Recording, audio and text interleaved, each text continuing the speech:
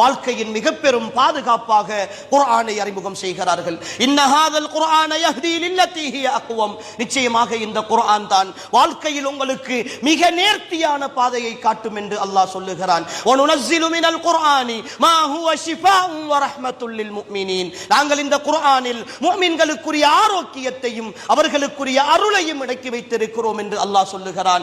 அலா பிதிக்ரில்லாஹி தத்மஇன்னுல் குலூப். அல்லாஹ்வுடைய திக்ராக இருக்கிற இந்த குர்ஆனின் மூலமாகத்தான் உள்ளங்கள் அமைதி அடையும் என்று அல்லாஹ் சொல்லுகிறான். அன்புக்குரியவர்களே, எங்கள் வாழ்க்கையின் ஆரோக்கியம், எங்களுடைய குடும்பத்தின் அபிவிருத்தி, எங்களுடைய உள்ளங்களின் அமைதி, வாழ்க்கை நெருக்கடிக்கான தீர்வு. வமன் ஆரல அன் திக்ரி ஃபஇன்ன லஹு மஈஷத்தன் லங்கா.